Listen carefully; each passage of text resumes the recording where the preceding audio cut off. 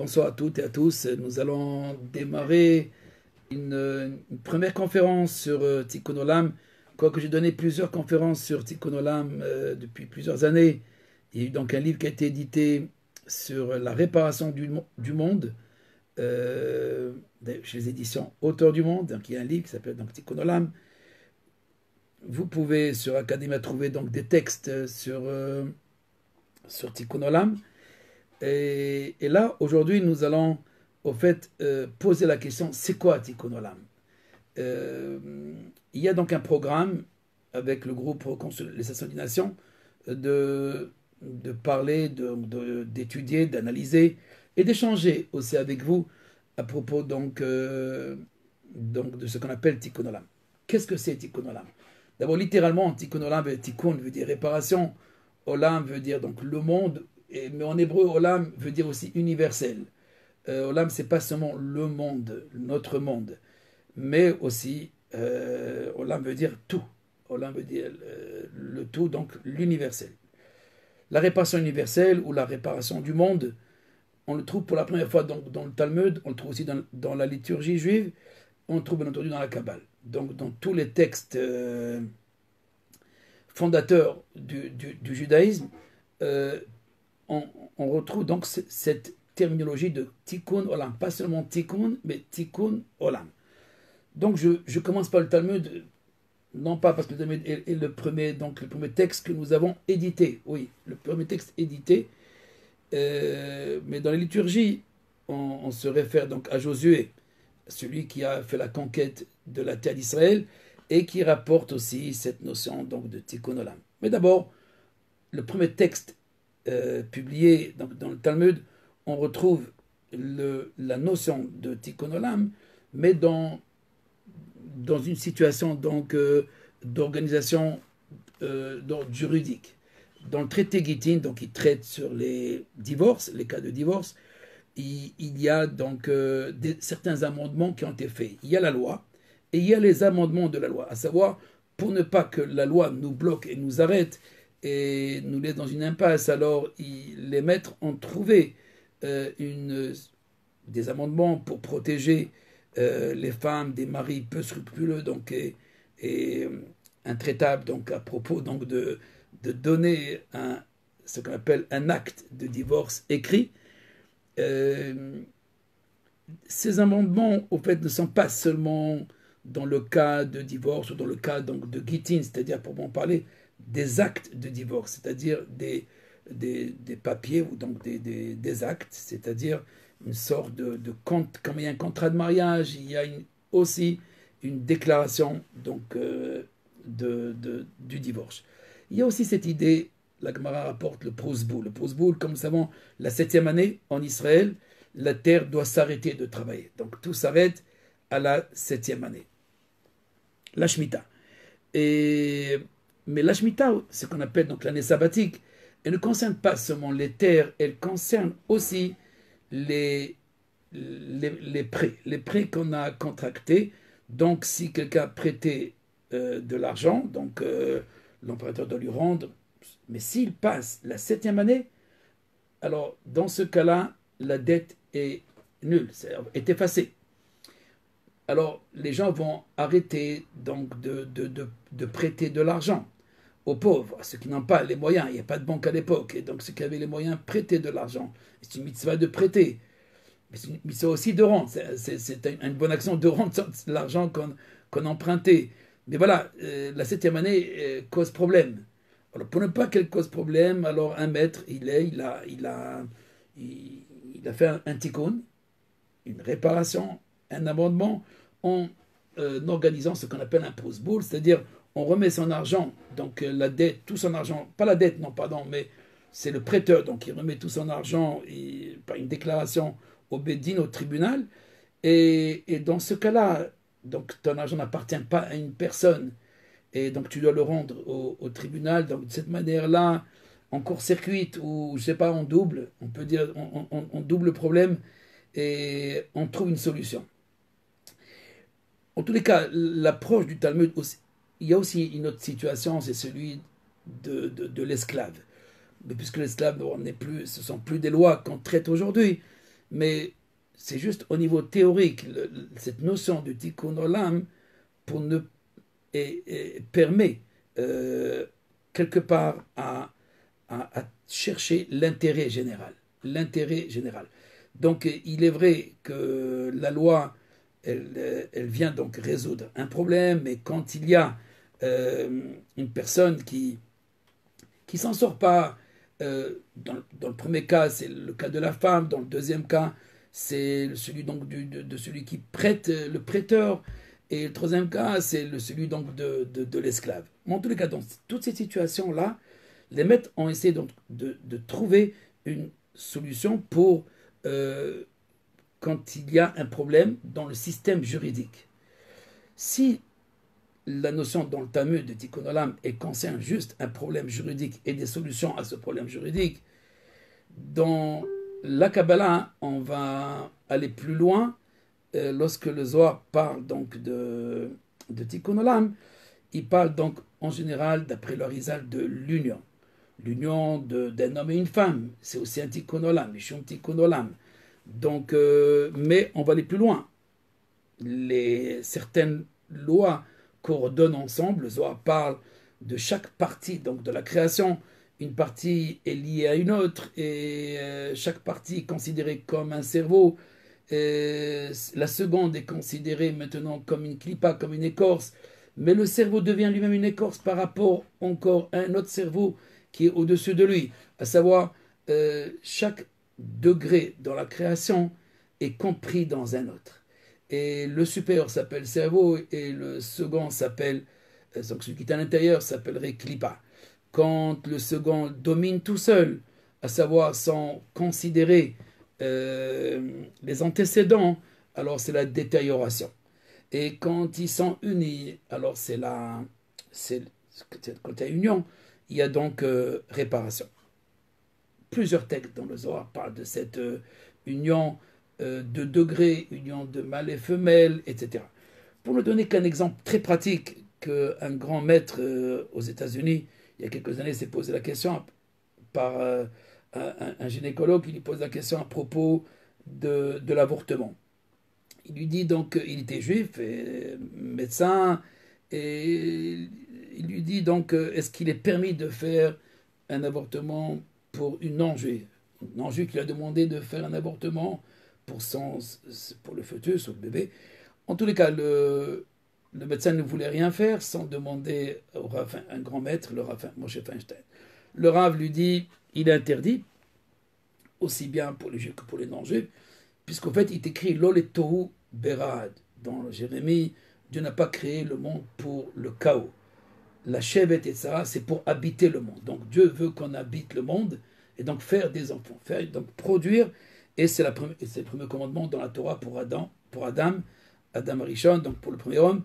Dieu lui demande donc de produire, Pérou Urvu, donc de faire, de donner des enfants. Ceci dit, dans le cas où il y a avortement, on ramène le monde au taux. On ramène donc le monde au taux. Donc il est interdit de ramener le monde au taux. Rappelons que dans la Torah, la notion de taux est liée donc à la création du monde. Dans la création, donc il y a Baolam taux. Donc le monde n'était pas, il n'y avait pas une coordination entre les forces. Tout est là, mais il y a un chaos. Donc il n'y a pas réellement une possibilité de continuer. Dans le Midrash, ça s'appelle il y a une création et une destruction. Création, destruction. Donc il y a une création, mais il n'y a pas de continuité de la création. Il n'y a pas une perpétuité. Il n'y a pas donc un prolongement donc, de la cause première. Ceci dit que le Harizal explique que Tohu et Tikkun vont ensemble. Le Olam HaTohu, donc c'est le monde, c'est cette dimension donc du monde ou des mondes qui existaient avant donc le Tikkun. Le Tikkun donc c'est la réparation du Tohu. Donc dans le Zohar comme chez le Hari, chez le Harizal, la notion donc de Tikkun est liée à une situation de Tohu. Encore une fois, qu'est-ce que c'est le Tohu? Les forces sont présentes, mais il n'y a pas de coordination. Donc il y a un manque de coordination ou un manque de zivug, un manque d'union. Donc le manque de l'union ou le manque de coordination fait qu'il n'y a pas de tikkun. Si on veut comprendre une chose par son contraire, si le taux correspond, donc le chaos veut dire les forces qui existent, mais chacun se balade tout seul, ou chacun fait partie à part, donc c'est là ce qu'on appelle dans la Kabbalah du Arizal, Reshut Arabim, la propriété publique, même si ce n'est pas péjoratif, la propriété publique, dans la Kabbalah du Arizal, la propriété publique, c'est que chacun fait ce qu'il veut. C'est un peu il y a donc une situation où les forces gouvernent chacune, mais sans prendre en considération l'autre. La coordination de toutes ces forces, donc l'équilibre de toutes les forces, et en même temps donc qui règnent ensemble, ce n'est pas réellement un règne, ils dominent ensemble, mais avec une coordination et une harmonie. Cela s'appelle, d'après le Arizal, le tikkun. Donc, je rappelle l'idée donc de la brisure. La brisure chez le Arizal correspond à ces premières forces de la création, ce qu'on appelle en philosophie les principes premiers. Chez Aristote, par exemple. Les principes premiers sont donc avant les lois. Il y a les lois de la nature, il y a la physique, et il y a donc les principes des lois, avant les lois. Et donc ces principes, lorsqu'ils sont tout seuls, ou dans le langage de Rizal, lorsqu'ils sont une force, l'une au-dessous de l'autre, ou au-dessus de l'autre, donc un au-dessus de l'autre, alors c'est le taux. Donc le tout, c'est pas seulement lorsque chacun tire la ficelle ou tire la robe de son côté, c'est aussi lorsque un domine l'autre. Lorsque l'un domine l'autre, sans considérer l'autre, et l'autre aussi domine un autre, etc., alors on est dans le tout. C'est quoi donc le tikkun zemukze, c'est-à-dire au fait lorsque les forces sont l'une en face de l'autre. Donc il y a une certaine structure d'après la Kabbalah du Arizal qui explique le tikkun. Donc le tikkun selon Arizal, c'est les forces, elles sont en harmonie, mais une en face de l'autre. C'est un peu comme un homme et une femme. Donc toute la Kabbalah du Arizal repose sur ce fondement du couple, donc face à face. Donc une personne en face de l'autre, et voire à, je dirais, presque à égal. Cette égalité donc et harmonie des forces fait que le monde est en tikkun. Il faut savoir que Dieu a placé et a organisé l'univers dans le tikkun. À savoir, ne croyez pas que nous allons faire l'harmonie des forces, l'harmonie des lois. Non. Tout celui qui contemple les lois de la création est frappé donc de l'harmonie qui existe. On l'appelle presque c'est comme une musique. On ne connaît pas le chef d'orchestre, mais nous connaissons donc cette symphonie. Comme je rappelle souvent, Einstein lui-même était, entre guillemets, épaté, donc ébloui de l'harmonie qui existe dans le cosmos. Cependant, ce qui manque aux physiciens, comme d'ailleurs pratiquement à tous les scientifiques qui ne sont pas donc liés à la foi, donc à la foi de l'unité de Dieu. Alors, il leur manque cette idée, donc, le Dieu dans l'histoire. Et c'est là où le Ramchal intervient. Si le Arizal reste dans une cosmogonie, il parle de tikkun, de la réparation dans la cosmogonie, le Ramchal va plus loin, mais le Arizal aussi, il en parle. Mais le Ramchal, d'une manière systématique, parlera donc de l'harmonie dans l'histoire. L'histoire des hommes, l'histoire des créatures. Même s'il y a donc plusieurs choses qui nous échappent, il y a des guerres, il y a des épidémies, il y a des montées, des descentes. Mais en gros, le monde n'est pas détruit. N'a pas été détruit après le déluge. Donc le déluge fait donc exception dans l'idée du tikkun, puisque Dieu ne veut pas la destruction du monde, donc Dieu veut son monde, donc Dieu désire son monde, il désire donc la réalisation de son monde, et pas le monde tel qu'il est. Il le veut complet, il veut que le monde arrive à sa perfection. Cette idée donc de la direction divine de l'histoire, ou la direction de l'histoire par l'unité qui gouverne toutes les lois du cosmos, quelles que ce soit en biologie, ou que ce soit en astrophysique ou en microphysique, il faut reconnaître une intelligence qui voit le tout en même temps, et c'est pas seulement qui voit tout en même temps, mais qui contrôle le tout en même temps. Donc si le monde de la science est arrivé à, à une connaissance donc, de l'harmonie des sphères, des planètes et du système solaire, on n'a pas besoin de la Kabbalah pour ça. Et celui qui lit Newton euh, peut comprendre qu'il y a donc un pouvoir au niveau de la création. Mais voilà, comme si la création était programmée et il n'y a plus personne. Dieu a quitté le monde. Donc même chez les croyants, entre les guillemets, scientifiques, peuvent croire donc à ce qu'on appelle donc l'unité de Dieu au niveau de la création. Donc une force ou une intelligence qui relie le tout. Mais au niveau de la création, ça a duré plusieurs années jusqu'à que ça s'est développé en une créature donc humaine. Et là, tous ne sont pas d'accord. Est-ce que il y a une providence qui va jusqu'à la naissance de l'homme, mais pour tout le monde. Après la naissance de l'homme, c'est fini. Donc c'est l'affaire des hommes maintenant qui se débrouillent. Yoshe Bashamaim Israq, celui qui réside dans les cieux, rigole de ce que les hommes font. Ceci dit que cette idée, pour le Ramchal, c'est une hérésie. Dans son livre Les voies de la direction divine, Dat Vunot, le Ramchal dit que la foi en Dieu unique ne concerne pas seulement ce programme ou ce plan donc de la souveraineté de Dieu lors de la création de l'univers.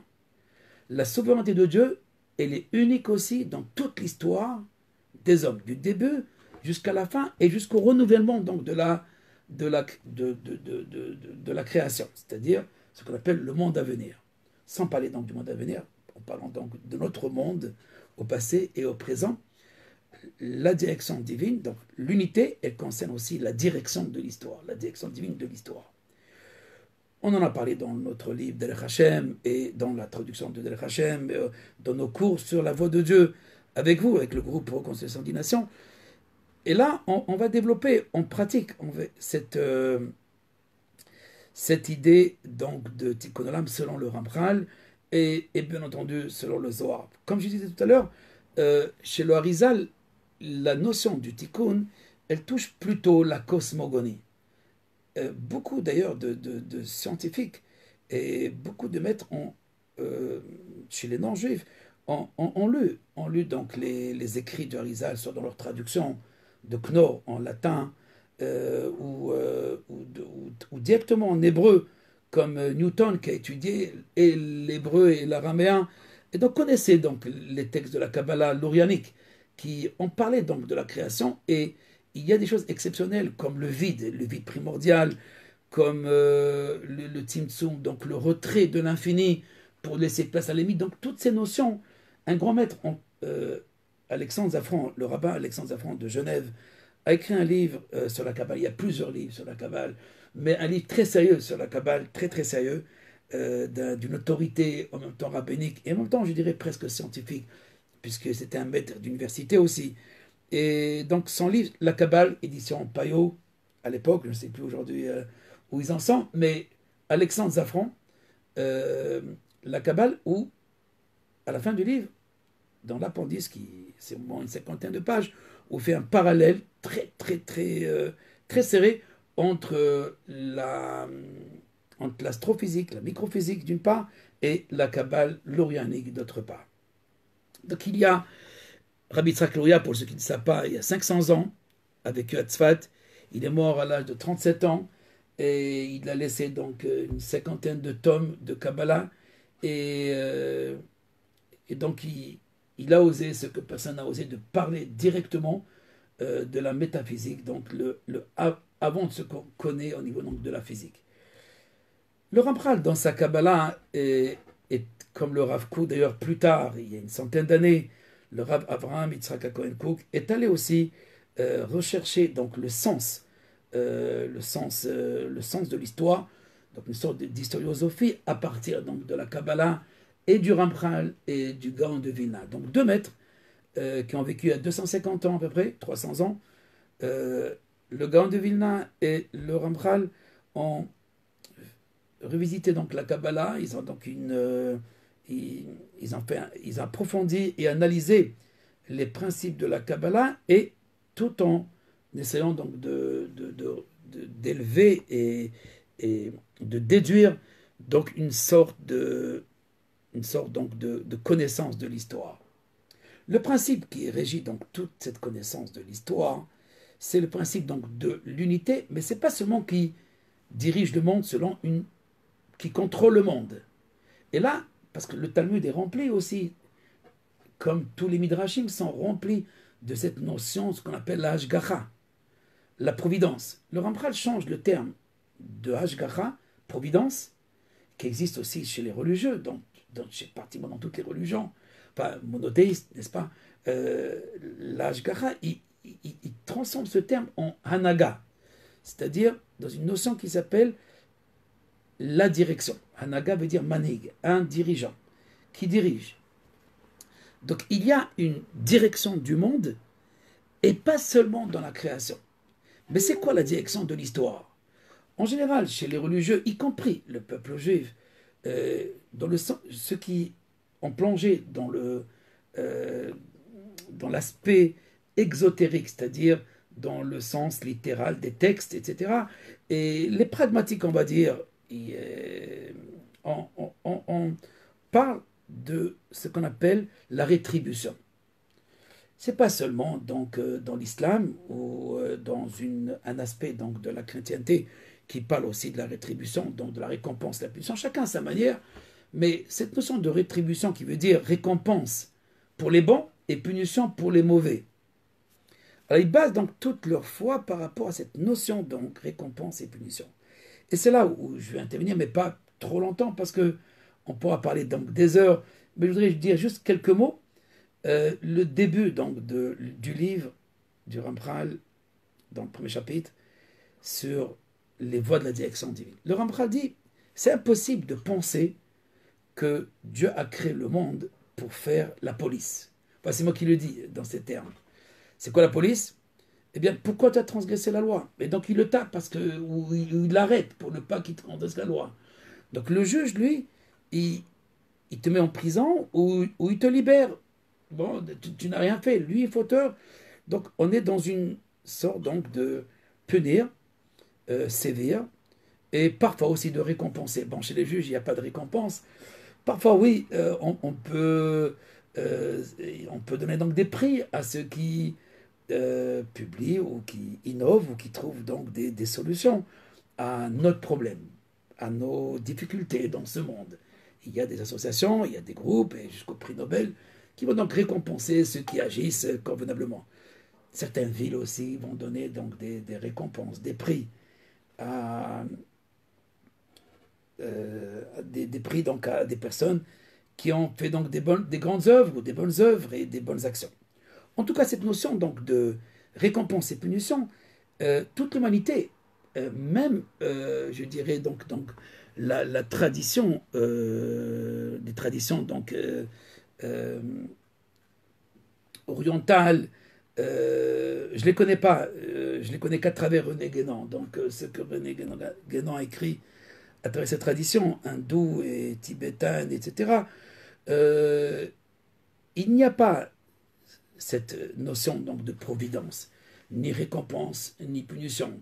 S'il y a providence, elle est très spéciale. Elle peut être comparée à certaines notions donc de Kabbalah, de ce principe qu'on appelle le Keter, la couronne. Mais bon, il y a des grandes différences et je ne suis pas donc capable donc ni de montrer les différences, ni d'en expliquer. Donc je m'arrête dans ce que je connais et ce que j'étudie, c'est-à-dire la Kabbalah en général et celle du Ramchal en particulier. Je reviens donc à cette notion qui est très importante, aussi bien dans le Talmud que dans le Midrash que dans le Zohar, qui est celle de Hanagat HaMishpat. Cette récompense, le Rizal prend référence, mais souvent il la galvaude. En fait, il ne la considère pas comme finale. Ce n'est pas le dernier mot de Dieu. C'est l'intermédiaire, c'est un moyen, mais jamais en tant que but. Donc pratiquement, celui qui lit le Harizal, depuis le début jusqu'à la fin, donc on commence avec Caïn et Abel, il n'y a pas de malfaiteur. Alors que chez tout le monde, enfin le lecteur moyen, quand il lit Caïn, bon, on a affaire à un bandit. Et le déluge, bon, c'est une catastrophe, c'est détruire les impies. Chez l'Arizal, il n'y a pas d'impies. Ça ne veut pas dire qu'il n'y a pas... Non, il y a des impies, mais pas tel qu'on comprend. Les impies sont des gens qui dévient, mais par nature qui dévient. Il ne s'agit pas donc de justifier le malfaiteur. Mais il y a une nature qui va dans un sens et une autre dans un autre sens. En d'autres termes, de quelle âme tu viens? Est-ce que l'âme de Caïn ou l'âme de Abel?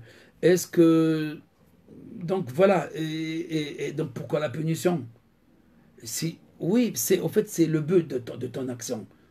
Mais si tu n'as pas un but malfaiteur et l'action a surgi, eh bien très bien, dans ce cas-là, c'est comme quelqu'un qui tue par accident.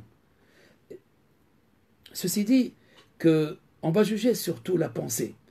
Dans la lecture du Harizal, même lorsqu'on parle de punition, c'est une punition par rapport à l'orientation de nos opinions et de nos pensées. Ce qu'on appelle dans le Zohar le Orha, le Derer, c'est-à-dire la voie. Quelle est ta voie? Quel est ton chemin? Ceci dit, on ne va pas rentrer dans les détails parce que c'est très complexe de comprendre le Harizal. Ce matin, on a étudié l'Égypte, alors que tous les maîtres de l'exotérisme, c'est-à-dire du Talmud, tous vont chercher une faute quelque part. Pourquoi on est en Égypte? Eh bien, il y a une faute, il y a une erreur chez Abraham, chez le patriarche.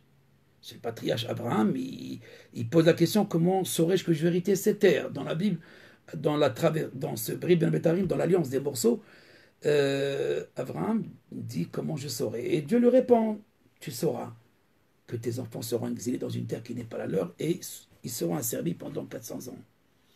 On comprend très bien, le père a fait une faute, l'ancêtre a fait une faute.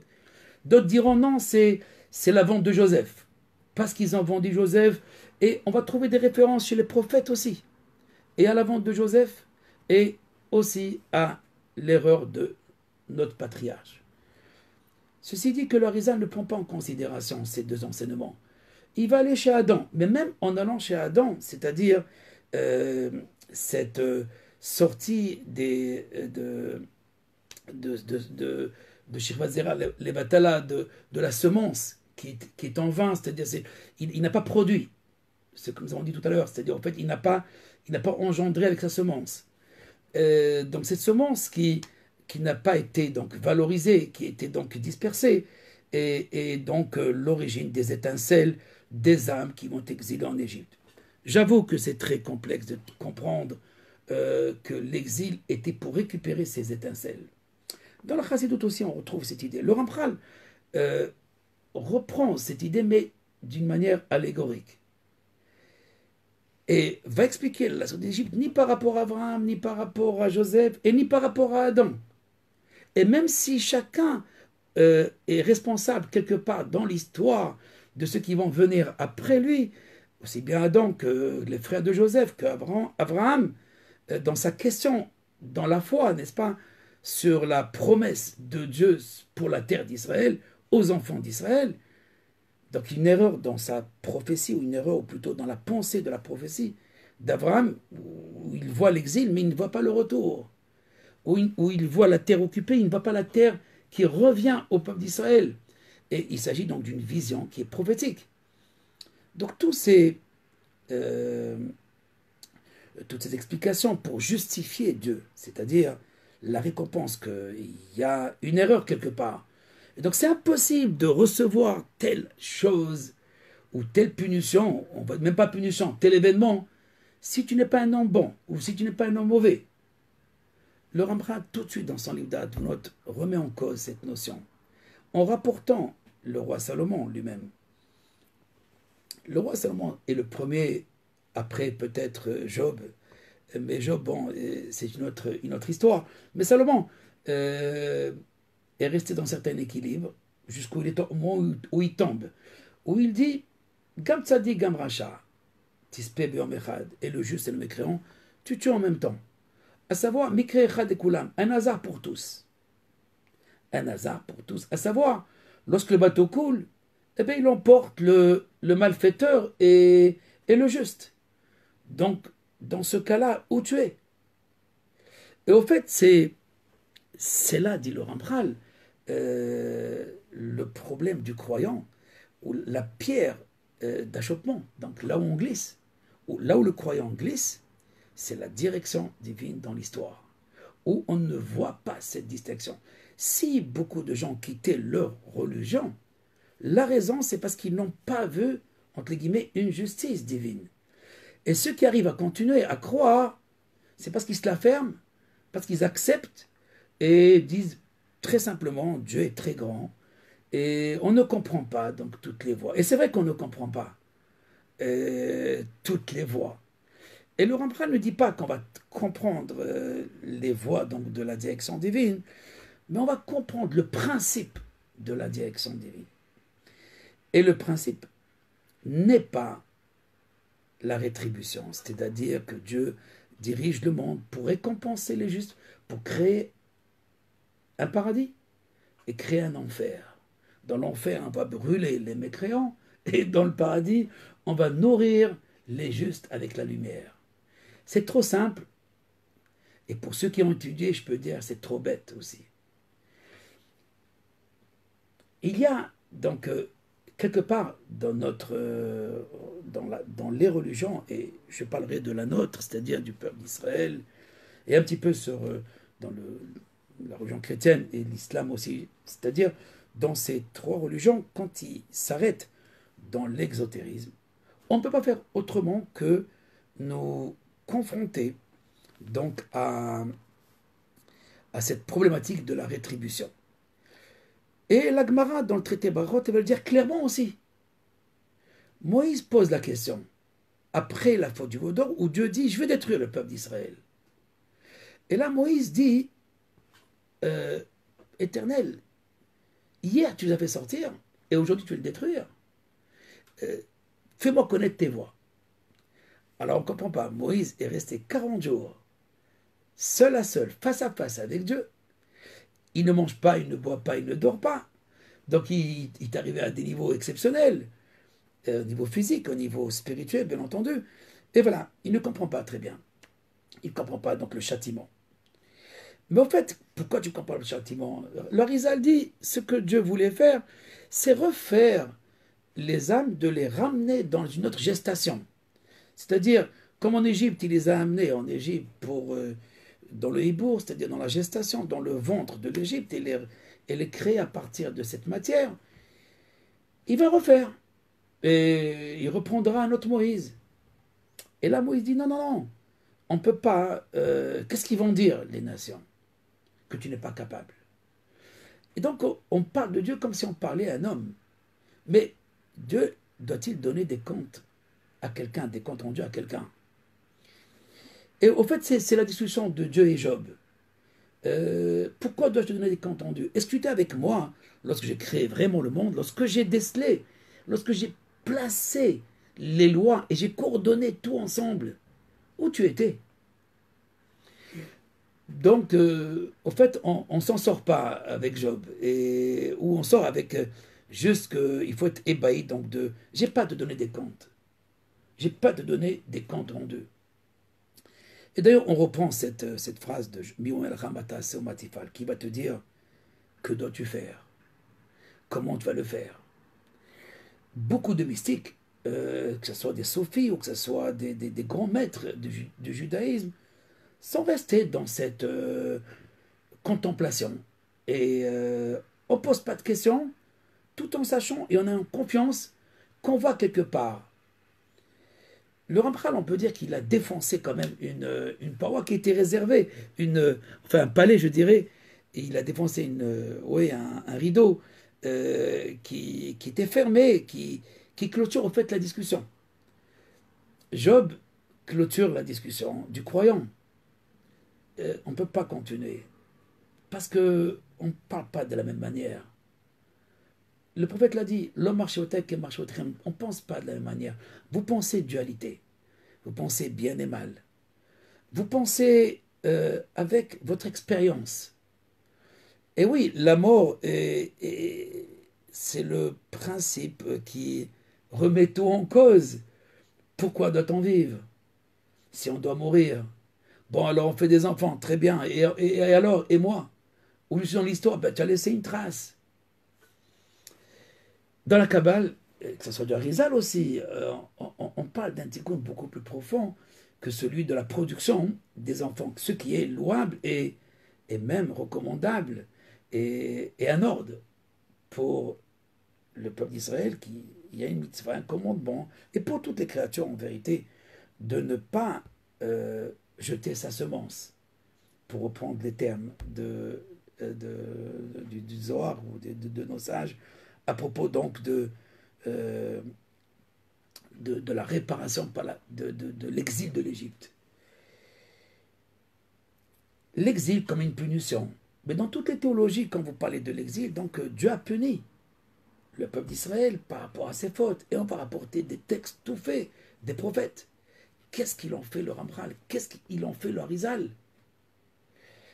Pour le Ramchal, les 4 royaumes où sont exilés Israël, que ce soit d'abord Babylone, ensuite la Perse, ensuite la Grèce et ensuite Rome, ces 4 exils, c'est la révélation de la royauté de Dieu.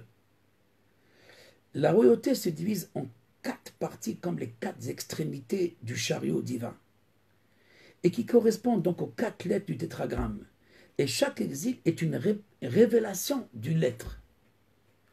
Mais oui, on avait la possibilité par la voie de l'unité de révéler ce tétragramme, à savoir cet être premier et qui parle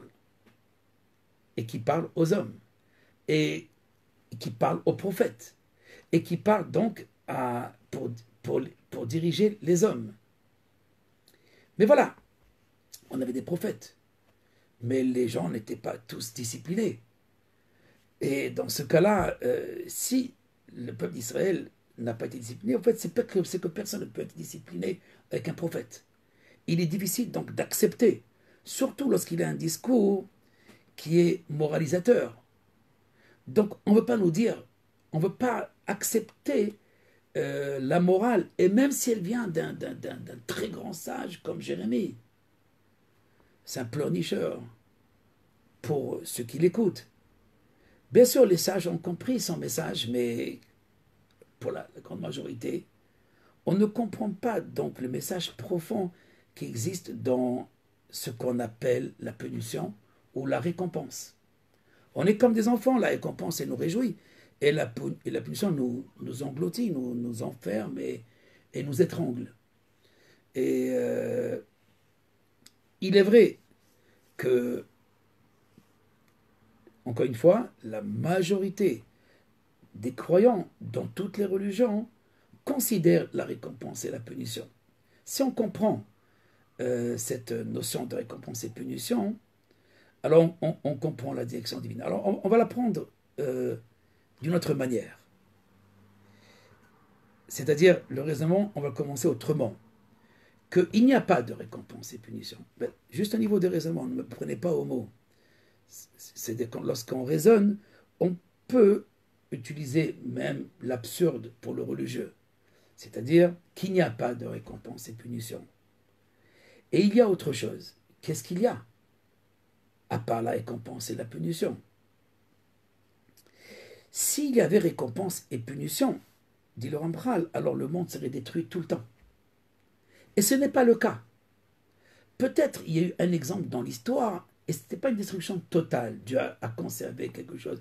Et ce qui peut nous induire en erreur, qu'à partir du moment que tu ne vas pas te comporter comme normalement, alors je détruis le monde. Mais voilà, Dieu a fait une promesse à Noé, que je ne veux pas détruire le monde. J'ai quelque chose qui va me rappeler. Donc, il se souvient donc de l'alliance qu'il a contractée avec l'humanité, avec cette personne qui s'appelle Noé, le père de cette nouvelle humanité. Et le Zohar dit clairement que la nouvelle humanité, ce n'est pas Adam, c'est Noé. Pour ceux qui veulent Je sais que les Bnei Noach, parmi vous, il y a un groupe qui veut prendre référence de Adam. Mais je peux vous montrer dans Zohar Bereshit que le Zohar dit clairement qu'on n'est plus appelé Bnei Adam par rapport à Adam, on est appelé par Bnei Noach. C'est parce que Noach devient la référence. C'est Noach la référence. Pour tout le monde, y compris le peuple d'Israël aussi, puisque c'est un de ses enfants, Shem, qui va donner naissance aussi bien à Abraham, qui va donner naissance à Ishmaël, qui va donner naissance à Yitzhak, qui donnera naissance à Esav et à Jacob. En tous les cas, revenons au principe moteur du monde. Le principe moteur de la direction divine n'est pas la police, n'est pas la justice. Et même si il est écrit dans la Torah, moi je suis Elkana, Dieu jaloux. Et on peut traduire aussi Dieu de la justice aussi. Shofet kol haaretz, le juge de la terre, le juge du monde. Je pense que si quelqu'un s'arrête juste à cette notion, il arrive à une hérésie. S'il ne quitte pas la foi, alors il devient fou.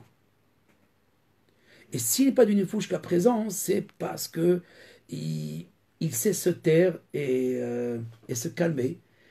Et ma foi, accepter, comme dans l'islam, le mektoub, donc le déterminisme, pas seulement dans la création, mais le déterminisme aussi dans l'histoire. Ce qui est complètement erroné, c'est que Dieu n'a pas créé des robots. Et il nous a donné une place pour faire partie de ce système, de son système du Tikkun Olam. Parce que Dieu, ce qu'il fait, c'est réparer le monde. Pour le Ramchal, la direction principale de toute l'histoire, c'est réparer le monde. Et même si ça passe par des cascades. Et on verra donc la place du mal. On va consacrer un chapitre sur ça.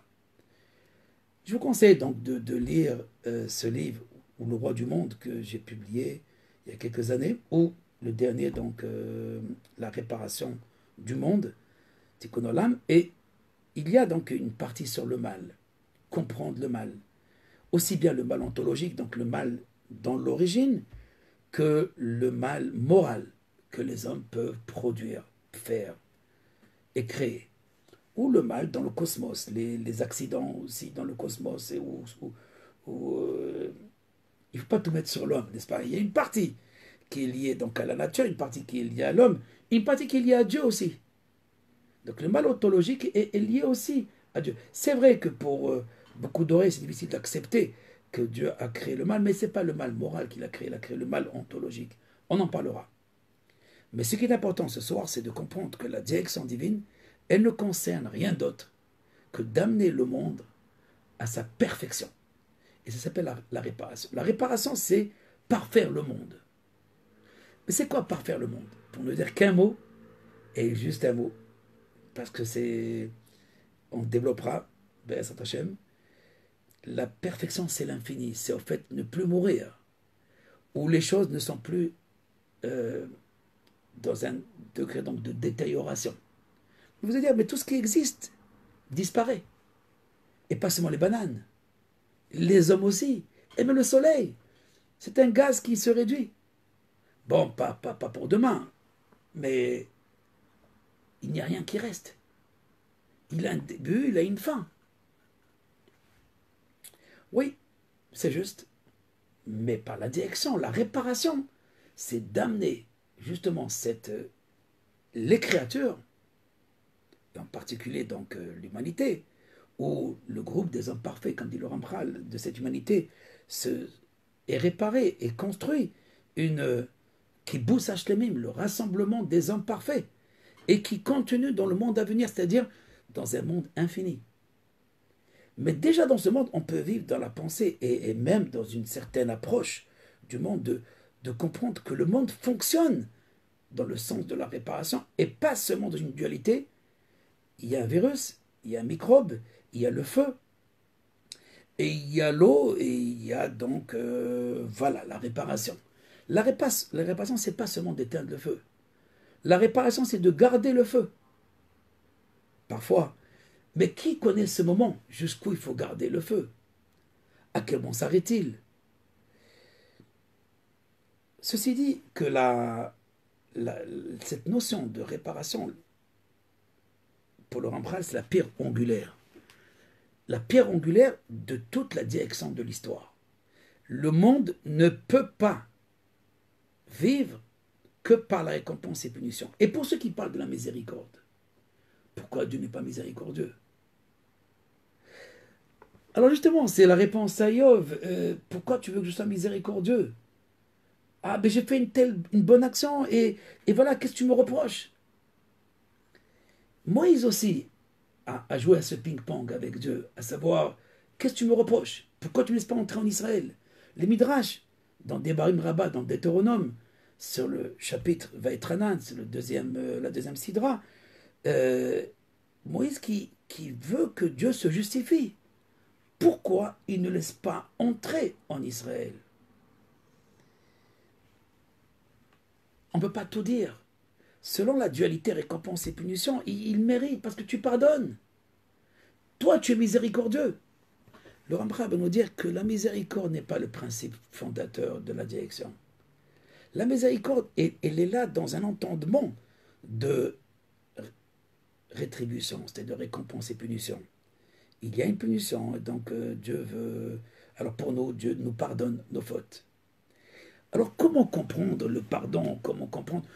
En vérité, il est presque, j'ai dit bien, hein, il est presque impossible pour ceux qui s'en nourrissent uniquement par le texte littéral de la Bible, de passer à, une autre, à cette notion que je vais expliquer, donc cette notion d'unité et de réparation. Mais elle n'est pas en contradiction. Le Rambam, dans son livre Les voies de la divine, va réserver un grand chapitre pour relier la réparation du monde et la récompense et la punition.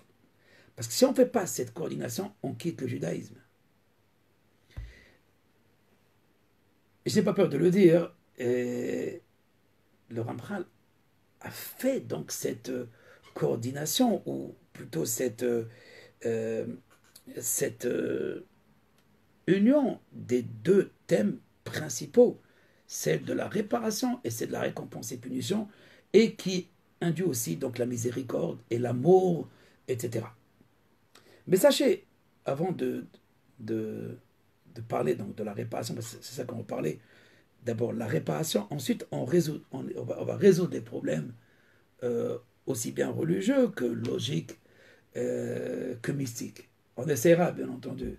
Mais il y a un grand programme, un très grand programme. Je pense que le Ramchal a, a osé, a osé expliquer. Il ne s'agit pas de dire que Dieu est bon et qu'à la fin tout sera bon.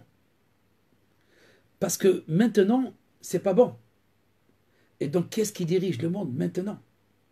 Alors, si tu acceptes Dieu, tu vas dire tout simplement, bon, il me met en épreuve, il y a l'épreuve, il y a la punition. Est-ce que je tiens le coup? Je tiens la route? Ou bien non, je ne tiens pas la route? Tout ça sont des formes théologiques et attention qu'il ne faut pas galvauder, même si je donne cette impression. Sachez que c'est ce que j'essaie de dire et d'expliquer est fondé, encore une fois, selon le Zohar, selon la Kabbalah donc, du Rambam, tel qu'il prend référence dans les nombreux textes du Zohar. Donc sans plus tarder, je vais vous laisser la parole. Je résume juste cette notion de réparation chez le Rambam ou de direction divine. Il y a une direction absolue de l'unité. Il n'y a pas de hasard.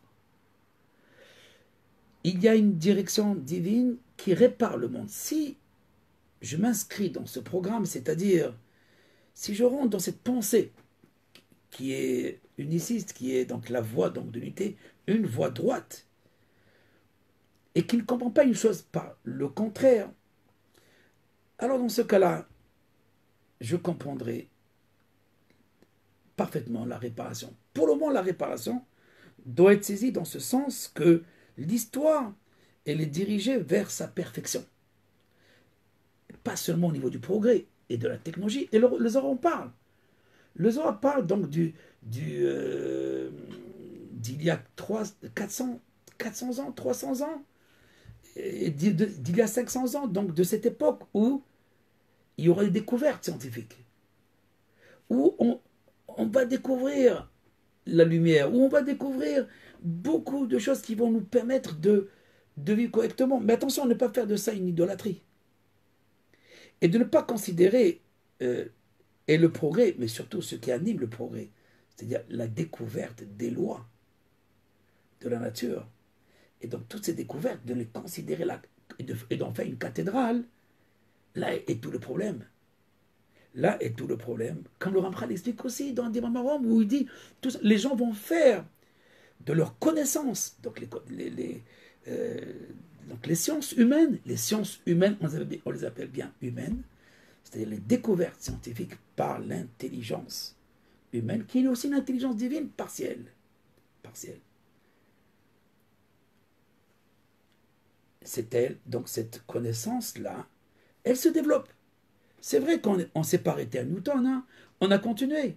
Enfin, l'école scientifique a continué. Et grâce à ça, elle a pu faire donc plusieurs choses. Elle a pu donc réaliser énormément de belles choses dans ce monde. Mais d'autre part, on est coincé par notre propre découverte. Et c'est comme si on est confronté nous-mêmes à nos propres découvertes. Et en attendant, on a oublié Dieu et qu'il y a une providence. Et même pour ceux qui croient à Dieu dans cette école scientifique, ne croient pas donc à une souveraineté de Dieu dans l'histoire, c'est dans la providence, dans toutes les parties de la création, dans tous les degrés de la création, y compris les virus. Ceci dit que la notion de la réparation n'est pas liée ni à que le monde doit être détruit. Non. Ce n'est pas l'Apocalypse. Pour le Ramchal, même lorsque nos maîtres parlent de la fin du monde, donc le monde doit être détruit, il faut comprendre que c'est au fait, c'est juste un changement donc de forme. Haolam pochet tsura belbet tsura. Il se déshabille d'une forme pour se rhabiller d'une autre forme. Mais le monde continue, l'univers continue. On reviendra donc à cette notion de fin. Mais pour le moment, ça ne nous intéresse pas, cette notion donc de fin du monde. Ce qui nous intéresse, c'est le présent, c'est-à-dire au fait, en quoi consiste cette réparation. Alors j'ai rapporté cette idée importante, qui est celle d'amener le monde à une autonomie, d'amener le monde au niveau donc de l'éternité, au niveau donc de l'infini, où il n'y a plus de détérioration. Parce que cette notion du savoir, du bien et du mal, qu'Adam Arishon a choisi, qui est en fait la voie donc de la connaissance sensorielle, de la perception des sens, qui nous a amené à une logique que pour comprendre une chose, il te faut le contraire. Comment saurais-je que je héritais cette terre? Alors, c'est l'exil. Comment comprendre la rédemption s'il n'y a pas d'exil? Si tu n'es pas en dehors, comment tu peux être dedans? Tu peux être dedans seulement si tu t'es dehors du dedans. Alors, on est pris par notre propre connaissance ou par notre propre foi. C'est quoi? Non, mais c'est une voie que l'homme a pris. Mais il existe une autre voie qui est parallèle. C'est la voie donc de l'unité, c'est la voie de Etzraïm, c'est l'arbre de vie. La Bible parle de l'arbre de vie et l'arbre de la connaissance. L'arbre de vie, c'est la voie de l'unité, dit le Ramchal. La voie de la dualité, comprend une chose par son contraire, ou par la perception des sens, qu'est-ce qui me convient. Alors, c'est la voie donc de Etzadat. La science aussi est basée sur ce savoir qui est le bien et le mal. On n'a pas d'autres instruments pour comprendre notre univers. Non, il y a les instruments du Harizal, il y a les instruments du Ramchal, les instruments que la Kabbalah, le Zohar, a apportés. Ces instruments, ou cette voie donc de l'unité, c'est ce que nous allons essayer d'étudier. Mais comme j'ai dit tout à l'heure, notre connaissance s'arrête pour le moment qu'il y a une seule direction. Il n'y a pas du tic-tac, il n'y a pas du ping-pong, parce que tu as fait, alors je fais. Mais il y a effectivement, pour que nous puissions comprendre, alors il faut que je te donne un exemple. Mais cet exemple, c'est comme si je vous disais une parenthèse. J'espère que j'étais clair, c'est-à-dire que toute la récompense de la punition, c'est une parenthèse dans l'histoire. Et cette parenthèse n'est pas le but de l'histoire, en aucun cas. Mais c'est comme un enfant qui, encore quelques secondes, et il tombe il plonge directement dans le ravin. Donc il faut rattraper par n'importe comment, il faut le rattraper. Et même si ça lui fait mal. Mais lui, il était heureux lorsqu'il s'approche du ravin. Pour donner un exemple très simpliste, je suis d'accord avec vous, mais c'est juste pour comprendre que la pensée divine, la pensée de la direction divine, elle n'est pas dans la récompense et punition. Et s'il existe une récompense et punition, elle se limite qu'à un moyen temporaire.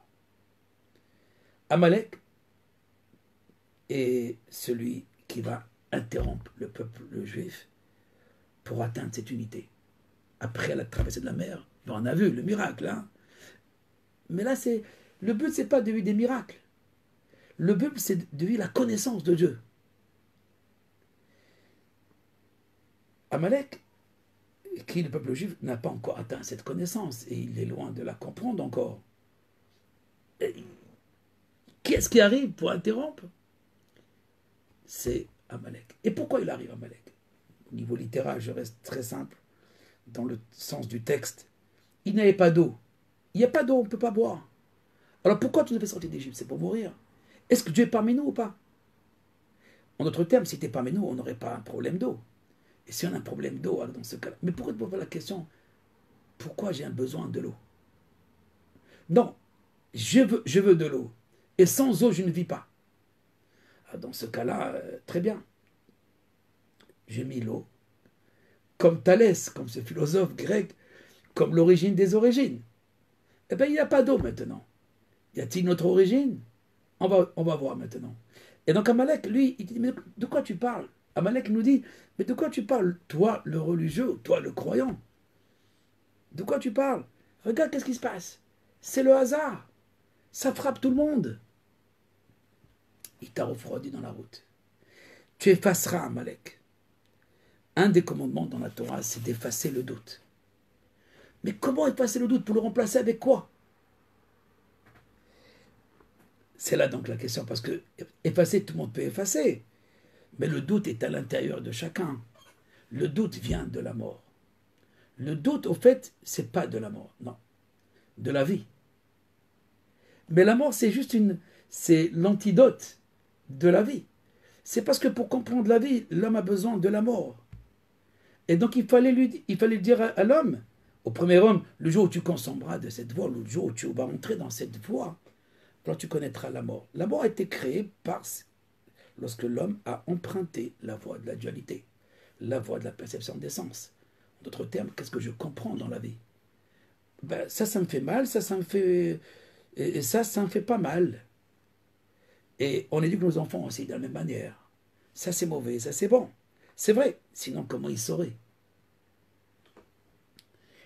En vérité, cette connaissance n'est pas faite pour les enfants, c'est après avoir traversé l'exil. L'exil, c'est la dualité. L'exil, c'est la perception des sens, c'est les pyramides. L'exil, c'est la puissance de la connaissance. On est capable de tout. Qui Hachem? Dit Pao. Je ne le connais pas. Je connais plusieurs dieux. Les dieux sont donc des principes moteurs du monde. Et donc je les connais, eux. Je ne connais pas quelqu'un qui les gouverne. Ils font ce qu'ils veulent. Il fallait démontrer que chaque étape dans les 10 plaies d'Égypte, que tout est Dieu n'existe pas au fait. Ils ne sont pas souverains. Ils existent, pardon, mais ils ne sont pas souverains. Voilà, l'eau est devenue du sang. J'arrête, sinon je vais trop parler. Je vous laisse poser les questions. Restez inscrit dans cette notion donc, de la réparation, même si j'avais besoin de toutes ces données pour vous expliquer comment le Ramchal est arrivé à expliquer donc la foi, la véritable foi de Dieu unique. C'est pas seulement donc le Dieu de la création, c'est le Dieu qui dirige chaque étape, chaque action, tout en nous donnant aussi cette possibilité, cette liberté, dans certaines limites, bien entendu, dans certains programmes. Nous avons donc cette liberté de penser et faut savoir que Dieu corrige et amène le monde à sa propre pensée. Il veut ramener le monde à lui. Il y a ceux qui anticipent comme nous, c'est-à-dire on veut comprendre Dieu, on veut comprendre sa pensée. On est à la recherche et non pas seulement du dévoilement, mais de la connaissance de cette unité présentement. Et il y a ceux qui attendent donc les coups de fouet ou les tsunamis de l'histoire, pour comprendre. Et on trouvera des solutions en attendant. Amalek, il trouvera donc des solutions pour occulter l'unité de Dieu dans l'histoire. Voilà donc pour aujourd'hui, donc dans ce programme énorme donc, de Tikkun Olam, parce que comme je vous ai montré maintenant qu'il prend ses origines dans la pensée la plus profonde du Zohar, la plus profonde. Le Rambam ne vient pas abolir toutes les formes de théologie, les formes de la foi, telles qu'ont été expliquées par nos maîtres, les différents maîtres de récompense et punition. Mais il met en avant le principe moteur. Tout le reste sont des instruments. Et selon les personnes et selon les temps, selon donc les époques. Mais ce qui anime continuellement et en permanence la pensée divine, du début jusqu'à la fin, ce n'est pas la police, ce n'est pas le juge, ce n'est pas le jugement, c'est la réparation. Et cette réparation qui signifie amener le monde à la pensée de Dieu. Si au début, l'homme archévotaï qui ma pensée ne sont pas comme vos pensées doivent revenir, rejoindre ma pensée. Il faut détruire les idoles pour comprendre justement cette pensée de l'unique.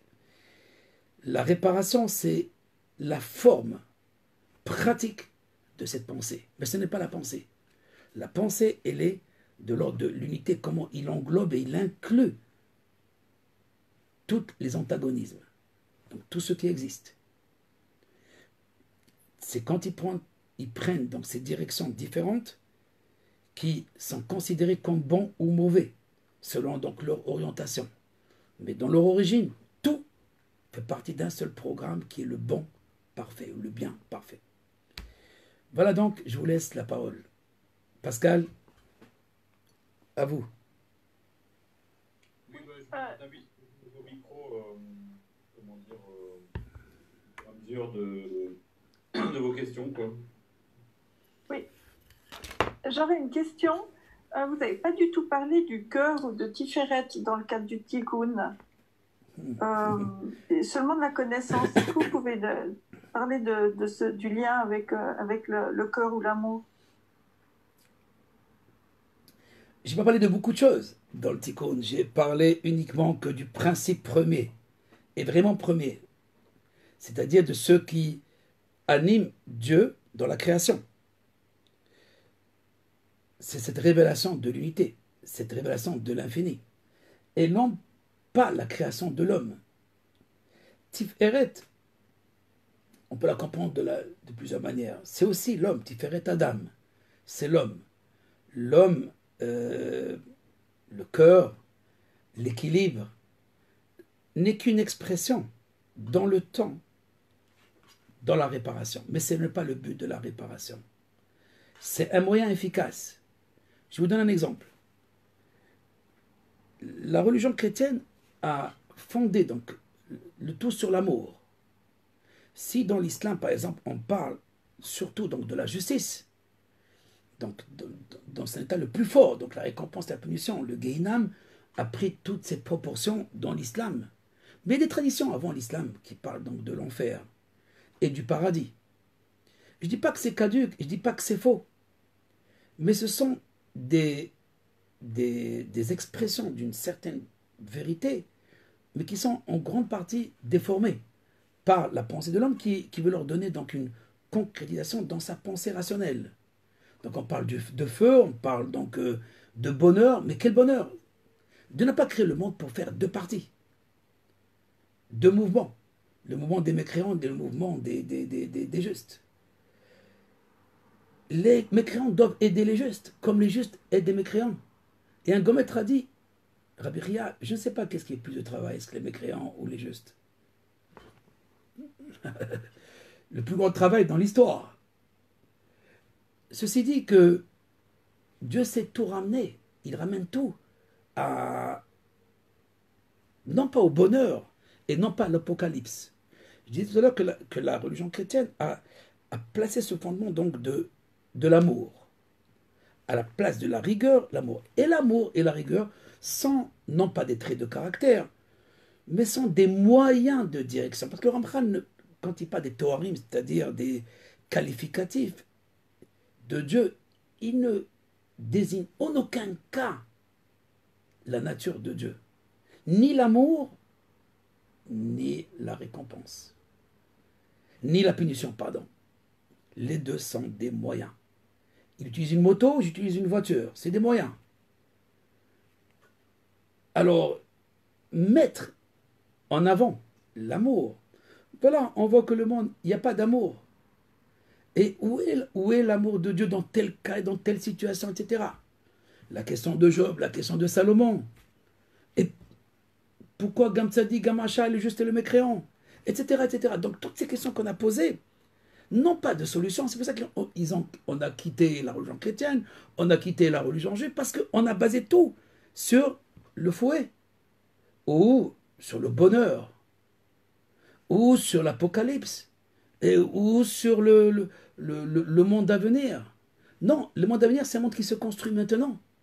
Et ce monde à venir, c'est ce monde-ci qui devient un autre et qui, juste la forme ou la relation, l'union des forces sera différente. En d'autres termes, le tikkun. Le tikkun, c'est une forme d'union qui n'existe pas. Et une forme, elle donne place à la destruction, et une forme, elle donne place au bonheur. Mais ni le bonheur, tel que je le comprends, ni le malheur ne signifient des choses qui sont éternelles. Elles sont juste un moyen. Donc c'est des interprétations. C'est comme un enfant, juste là, il est au bord du ravin. Et lui, il doit mourir, il doit partir. Non, il faut lui donner un coup. Mais il va avoir un grand coup. Ben, ce grand coup, c'est pour l'aider à ne pas tomber et à mourir. Mais pour l'enfant, à ce moment-là, où il reçoit le coup, ou qu'on lui a retiré telle chose, tel objet qu'il a pris par maladresse, eh bien, pour lui, c'est une souffrance. Bon, de courte durée, il va comprendre très vite. Parfois, il y a des grands enfants et qui ne comprennent pas. Mais il y a des enfants qui ont grandi. Merci papa pour m'avoir empêché, pour m'avoir interdit, etc. Mais tout cela, bien entendu, reste dans un programme où je comprends que le mal est au service du bien. Mais comment le mal lui-même peut être bien? Cette analyse fera partie donc d'un cours lorsqu'on parlera donc du mal. Mais pour conclure votre question, donc à propos donc du cœur, quand on parle du Tiferet, le cœur ou l'harmonie, faisant partie donc d'un moyen, d'un instrument pendant la construction. Mais c'est pas le but. C'est comme si vous parlez donc d'un peintre, et il dessine quelque chose. Il dessine donc une bouche. La bouche, c'est pas l'homme.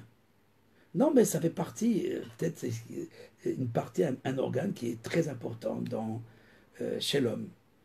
Alors Tiferet fait partie d'un programme. Le programme, c'est le tikkun. C'est l'homme dans son ensemble, l'humanité dans son ensemble. Cette forme, on en parlera, Hachem, quand on approfondira donc Israël et les nations. Et on verra donc, faisant tous partie donc d'un plan et d'une forme, et qui est l'homme idéal. C'est cette distinction d'Israël et les nations qui va faire que le monde va passer au monde à venir. C'est comme si j'avais besoin donc de cette dichotomie. Et si je vais plus loin, j'ai besoin d'une autre dichotomie qui est plus encore dans une trilogie donc de Shem, Ham et Japhet. Les trois enfants de Noé. Et à l'intérieur de Shem aussi. Ceci dit que ces divisions, aussi bien dans la nature que dans l'humanité, c'est pour nous faire prendre conscience d'un organisme ou d'un système, d'une structure beaucoup plus grande que ce qu'on pense. Parce que c'est ça notre erreur pour conclure, en fait, s'il n'y a pas de questions. Notre erreur, c'est dans notre système de logique.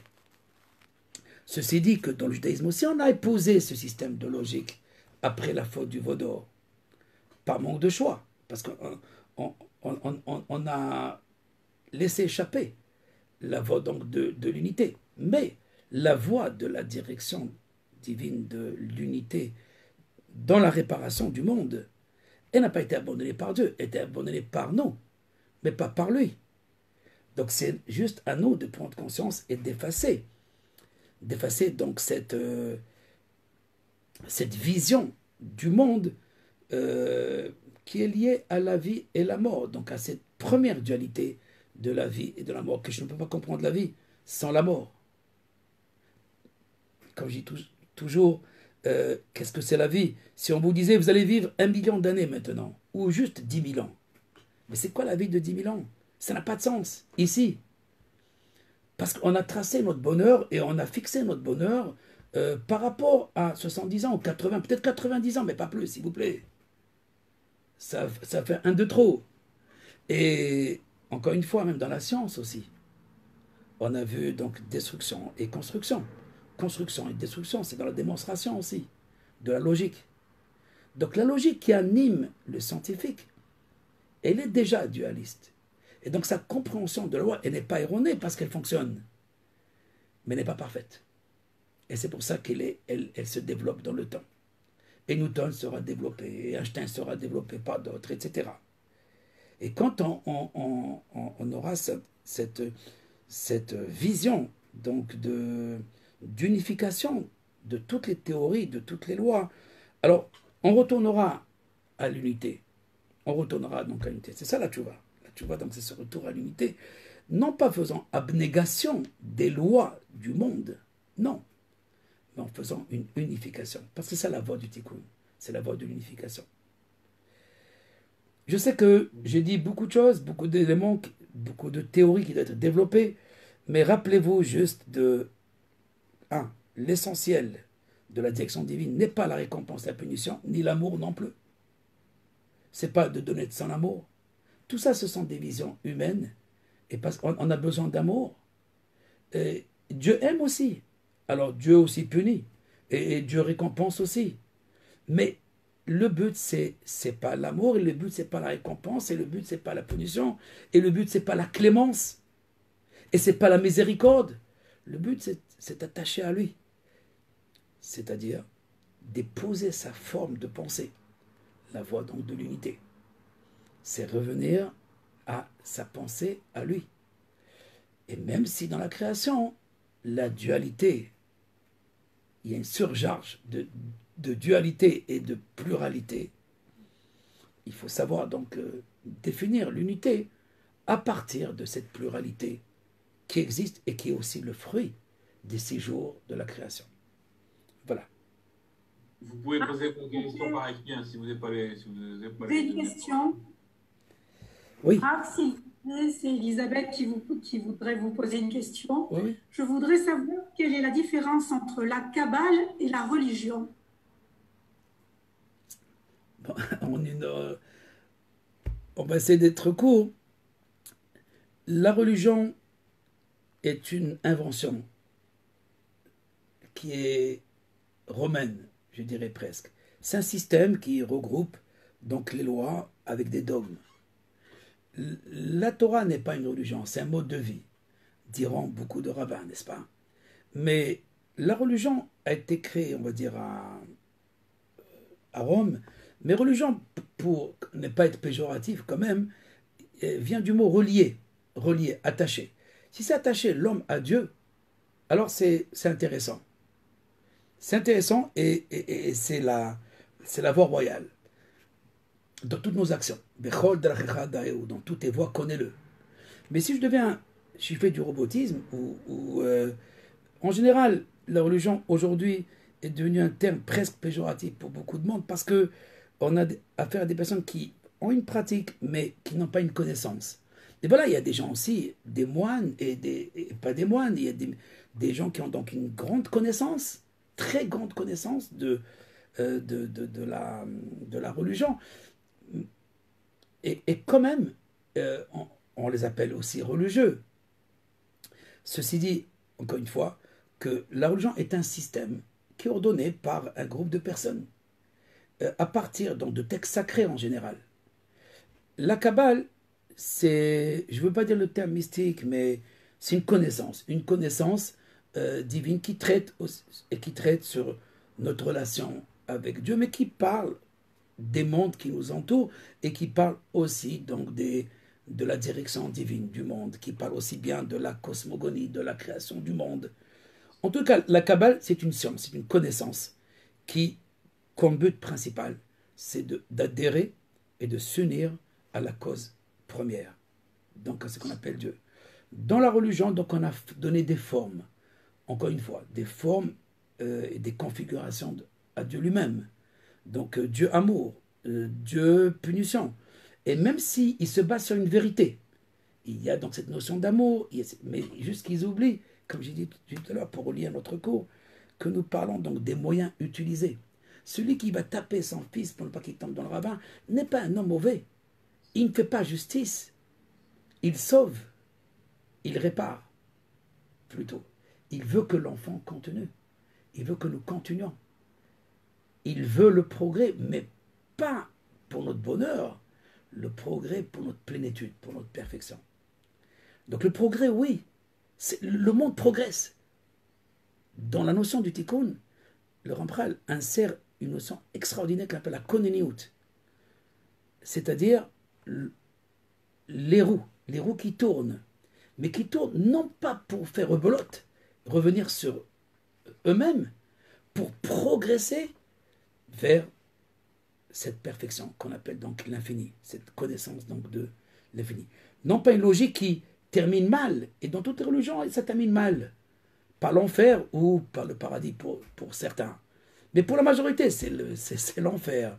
Et pour tout le monde, l'Apocalypse, ça ne marche pas.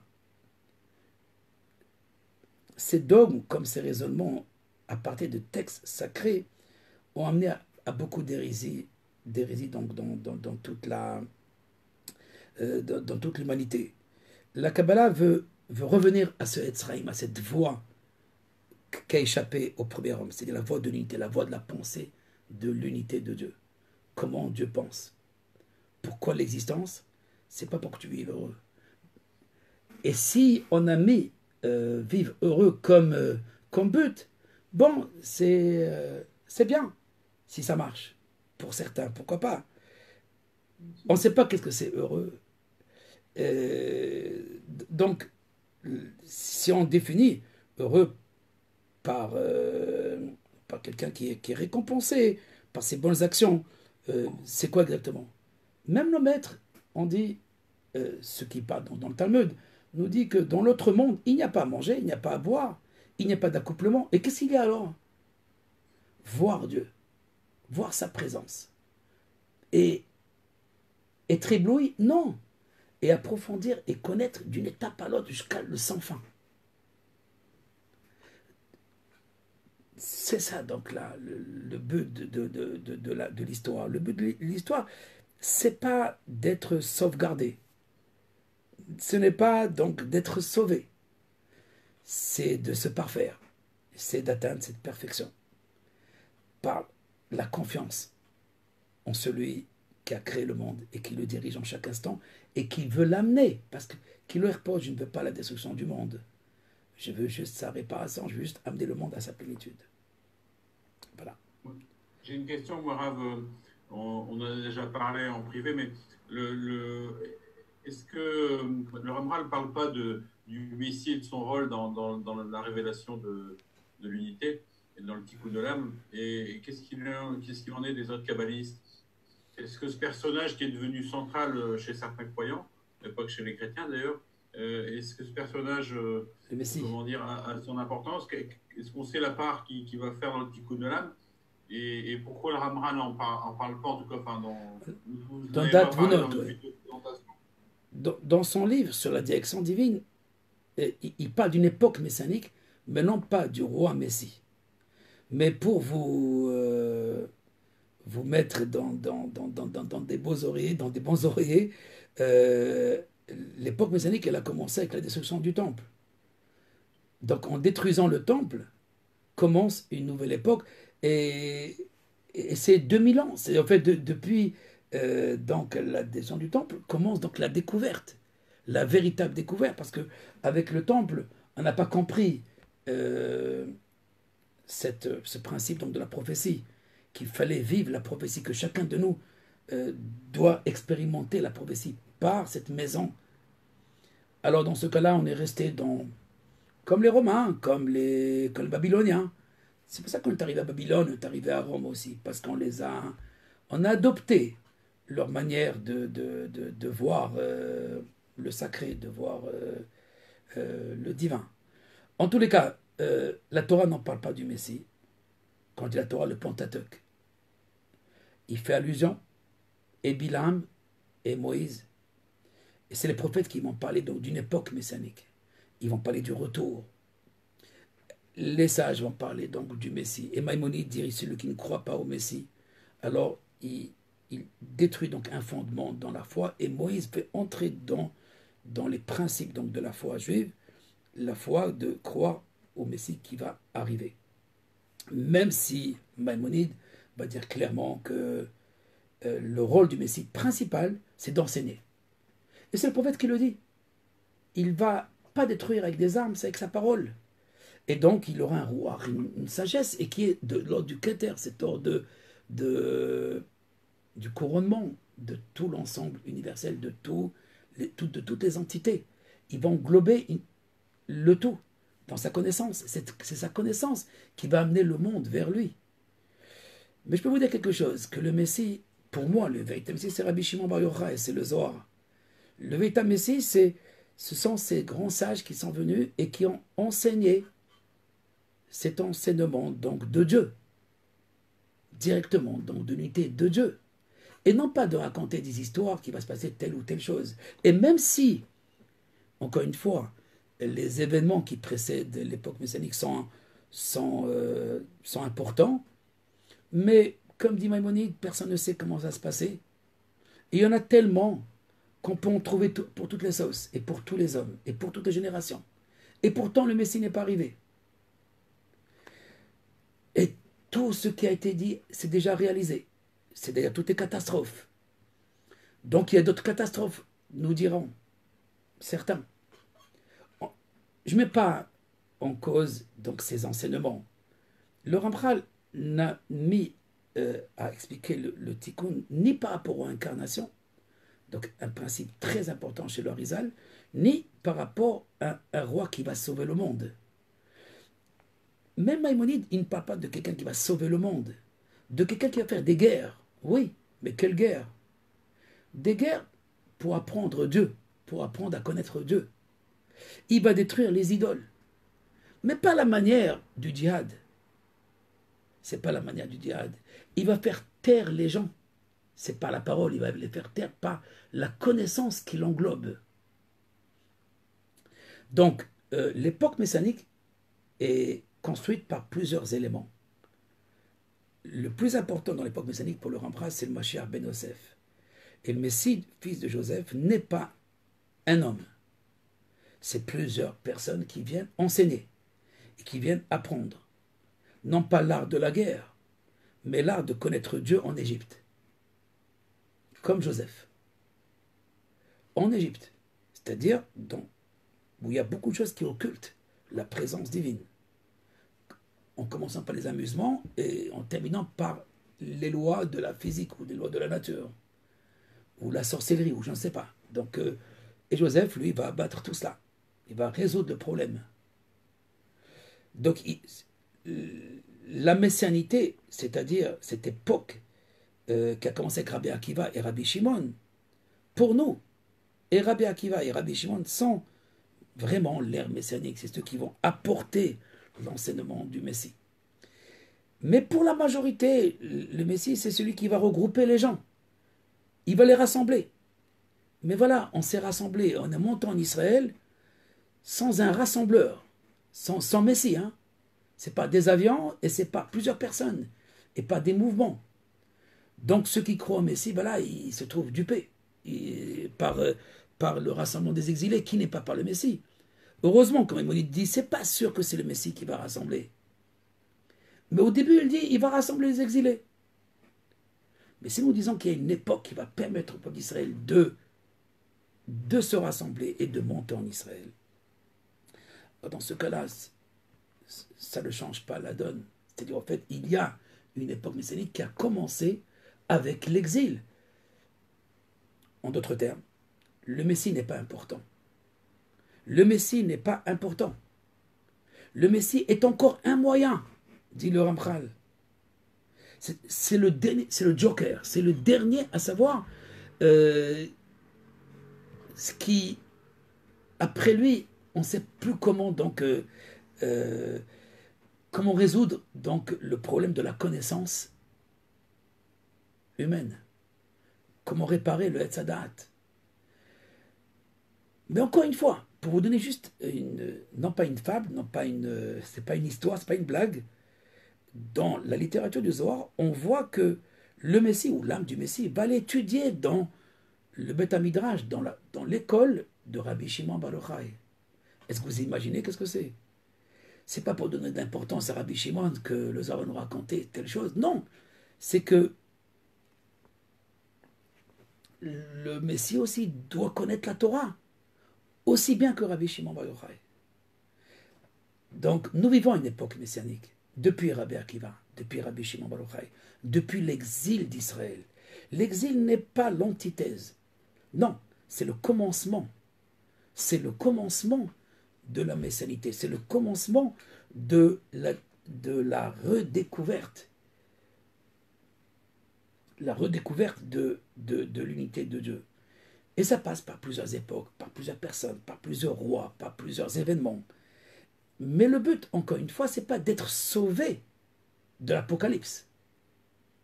C'est de rejoindre la pensée de Dieu. Et n'ayez pas peur. Il ne s'agit pas donc de perdre son corps au milieu. Il ne faut pas sauter dans le feu pour connaître Dieu. C'est encore une hérésie, n'est-ce pas? Il ne s'agit pas donc, le Ramchal va aller plus loin, il ne s'agit pas de faire des milliers de jeûnes pour connaître Dieu. Le Ramchal est révolutionnaire dans le judaïsme. Dans son livre, qui est étudié par toutes les écoles de Moussard, donc de morale, entre guillemets, il dira, ne crois pas que pour atteindre l'adhésion, tu as besoin de plonger, de rentrer dans la glace, ou de faire des mortifications. Non, c'est pas la véritable piété, c'est pour les sots. La véritable piété, c'est une connaissance. C'est d'abord une connaissance. Après, il y a un comportement. Donc, le Messie, c'est vrai, c'est un roi qui doit arriver lorsqu'il doit arriver. Et il faut l'attendre. Mais en aucun cas, il faut lui dire qu'est-ce qu'il faut faire. Tu dois arriver demain, parce qu'on ne peut plus. Personne ne doit lui dire, c'est seulement Dieu qui connaît, qui sait, et c'est lui qui décide. Mais le plus important, ce n'est pas le Messie, c'est Dieu. Croire dans le Messie et ne pas croire dans l'unité primordiale, c'est l'idolâtrie. Que ça soit dans le judaïsme ou que ce soit dans une autre religion. Parce que le Messie, on en veut à Maïmonide d'avoir placé la foi dans la venue, pas dans le Messie, mais dans la venue du Messie, comme un dogme, n'est-ce pas, dans le judaïsme. Il y a ceux qui ont dit en Maïmonide, d'où tu sais toi qu'il y a 13 principes, et pourquoi le mettre dans les 13 principes? Bon, il a fait ce qu'il a fait, d'autres, comme Rabbi Yosef Falbo, n'a pas compté. C'est peut-être que ce n'est pas important, non, bien sûr que c'est important, mais ce n'est pas l'essentiel. L'essentiel, c'est la foi en Dieu, dans le principe primordial et qui dirige tout, et qui amène tout vers sa perfection. Et le Messie, c'est le moyen le plus fidèle en tant que créature, un peu comme Moïse. Voilà. Une question écrite, juste on termine avec cette question? Oui. C'est une question écrite. Le Gmar Tikkun, qu'est-ce que c'est? Le quoi? Le Gmar, c'est la fin du Tikkun, Gmar Tikkun. Ah oui. Gmar veut dire En quoi consiste la fin du tikkun? Bon, on va d'abord comprendre la notion du tikkun avant de parler. Je ne vais pas lancer juste un mot, mais il faut comprendre le tikkun pour comprendre. C'est comme je vous dis, c'est quoi le goût du plat que tu as préparé? Maintenant, je vous dis d'abord les ingrédients, comment il est composé ce plat. Après, vous allez trouver vous-même le goût de ce plat. Mais le Gmar Tikkun, c'est l'adhésion à Dieu, c'est la connaissance parfaite de Dieu, ça qui me rend à moi aussi, comme lui, infini. Ni plus ni moins. Et il ne s'agit pas donc de créer des dieux. Parce que Dieu n'a pas créé des dieux. Dieu est transcendant et il n'a pas de début. Si moi je suis destiné à ne pas avoir une fin, mais j'ai un début quand même, et je reste quand même une créature, et j'ai un commencement, alors que lui n'a jamais commencé.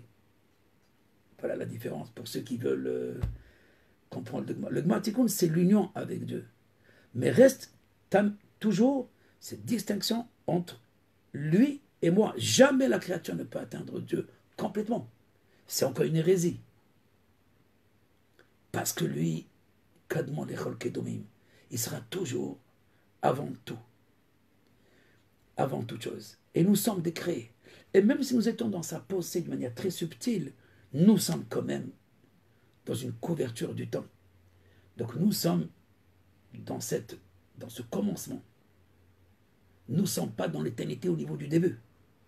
Mais nous sommes appelés à rejoindre. C'est ça le monde à venir. Ce n'est pas un paradis donc pour les... C'est pas la verdure et c'est pas des vierges ou autre chose. Il n'y a rien d'autre de tout cela. Il y a uniquement donc une connaissance et qui définit, ou plutôt qui se définit comme l'infinitude.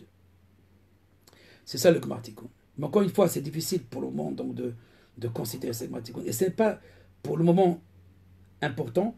Il faut comprendre comment Dieu agit dans ce Tikkun. Une de ces péripéties de Dieu, c'est les nations et Israël. Cette distinction de nation et Israël. Je pense que c'est la chose la plus complexe pour un croyant, un véritable croyant, n'est-ce pas? Et de cette distinction que Dieu a fait, non pas au niveau des races, c'est pas donc de la race, parce que c'est pas une race, c'est pas au niveau des races, c'est au niveau donc de cette distinction. Pourquoi distinguer celui-là plus qu'un autre? Et d'ailleurs, ce que nos maîtres disent eux-mêmes, depuis le mont Sinaï, une haine est tombée. Sinaï, une haine est tombée sur les nations. À savoir, pourquoi vous vous distinguez, que vous avez reçu. En d'autres termes, nous n'avons pas reçu. Même si nous allons dire, oui, c'est pour vous aussi, et que Dieu est allé chez vous aussi, etc., reste quand même cette distinction. Avec toutes les explications qu'on peut donner, avec tous les bons sens humanistes qu'on peut donner, reste quand même cette distinction. Et cette distinction, elle est liée donc aux lois de la création, comme les organes aussi de notre corps. Il y a le foie, il y a le cœur, et il y a les reins. Il y a une distinction. Mais tout fonctionne pour une seule raison, pour perpétuer un système, pour perpétuer. Mais seulement le système, c'est pas la vie heureuse. C'est pas l'apocalypse. C'est pas le paradis tel que tu le comprends. Tout cela, ce sont des moyens pour arriver au véritable but d'amener les créatures à sa connaissance, donc à son union. L'union, c'est la connaissance. Vaïda, c'est la connaissance. Connaître, c'est s'unir. Adhérer à sa pensée. Voilà, donc pour aujourd'hui, et on se retrouve donc dans 2 semaines en bonne santé, et avec cette fin donc de toute cette épidémie, et que se dévoile la royauté de Dieu et l'unité de Dieu, et ne pas perdre la foi dans ces moments-là, même si beaucoup de choses nous paraissent bizarres. Écoutez ma conférence qui complète un petit peu ces idées-là sur Amalek, une dernière conférence que j'ai donnée, sur effacer, que signifie effacer le doute, effacer Amalek. Mais nous allons faire de manière plus programmée, c'est-à-dire étudier un texte, et je vous enverrai donc le texte qu'on va étudier donc pour notre prochaine rencontre, et ce serait bien que vous étudiez donc ce texte. Pour ceux qui ont le livre, ils peuvent étudier donc l'unité de la création. Donc, l'unité de la création. Donc, avant de parler donc, de ce qui distingue Israël et les nations, on va parler d'abord de l'unité donc de la création. Donc, c'est l'unité primordiale dans le chapitre 1, c'est ça? L'unité primordiale et aussi le chapitre 2 aussi. L'unité du monde, alors. L'unité du monde, voilà. C'est le chapitre, surtout le chapitre 2. J'ai parlé aujourd'hui d'unité primordiale, plus ou moins. Mais c'est l'unité du monde, comment cette forme première, c'est elle qui régit le tout. Ce qu'on appelle Adam Kadmon dans la Kabbalah, pour ceux qui connaissent, l'homme primordial. C'est pas cet homme, enfin, cet homme est une ramification de cette première pensée, qui est la pensée principielle. Et elle montre dans cette unitude que tout est lié au niveau donc aussi bien de la création que de l'humanité. Alors, chapitre 2 de Tikkun Olam, la page 31. Et si tu peux, tu t'y connais dans la... Vous voulez que je scanne le texte? Tu peux scanner, il n'y a aucun problème. Chapitre 2 et 3. L'unité de l'homme et de l'humanité et l'unité du monde. Chapitre 2 et 3 de Tikkun Olam. Et à partir de là, on va développer ou répondre aux questions directement. Ça marche. Voilà. Merci Rav. Merci Rav et merci à tous les participants. Donc, à très bientôt. Donc je vous souhaite. Oui, merci Rav. Au revoir. Et des bonnes nouvelles. Des bonnes nouvelles pour tous. Et le retour à l'unité. C'est ça l'essentiel. Amen. Code Shalom. Merci.